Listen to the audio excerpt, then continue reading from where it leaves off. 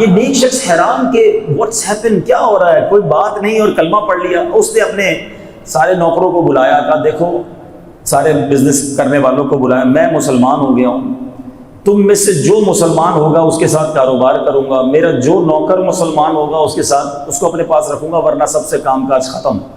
سب نے کہا جب آپ مسلمان ہو گئے تو ہم بھی مسلمان ہو جاتے ہیں، کلمہ پڑھ کر سب کے سب مسلمان ہو گئے۔ اپنے بیٹے کو بلایا، کہا بیٹا دیکھو میں ایک اکلوتا ہی بیٹا تھا اس کا، کہا بیٹا میں مسلمان ہو گیا ہوں، کلمہ پڑھ لیا ہے، اگر تم میرے بیٹے مسلمان ہوتے ہو تو میرے بیٹے ہو، مسلمان نہیں ہوتے تو آج سے تیری میری راہیں جدا۔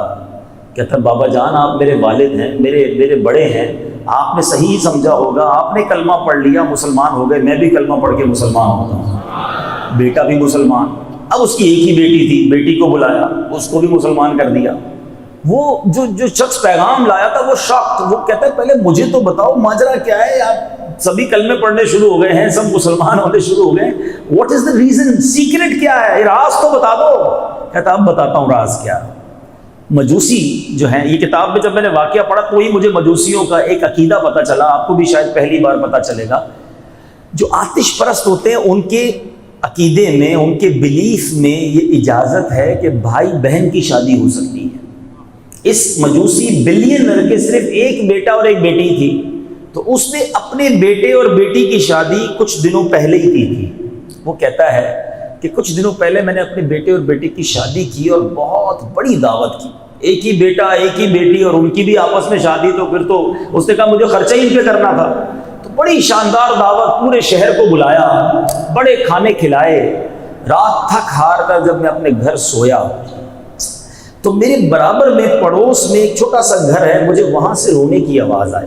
میں نے کان لگایا کہ کون رو رہا ہے، تو چھوٹی چھوٹی بچیوں کی آواز آئی کہ امی جان ہمارے پڑوسی نے ہمارے ساتھ اچھا نہیں کیا۔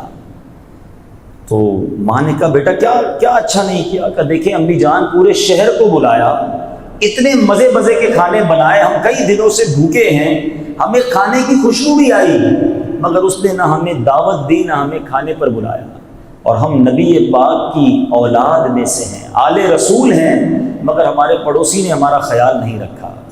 اور مجوسی کہتا ہے میرے دل میں خیال آیا کہ میں نے سارے شہر کو بلایا، پڑوسیوں کو بھول گیا۔ ٹھیک ہے میں مسلمان نہیں ہوں، مگر مسلمانوں کے نبی کی اولاد میرے برابر میں رہتی ہے، اور ان بچیوں نے رات کا کھانا کئی دنوں سے بلکہ کھانا نہیں کھایا۔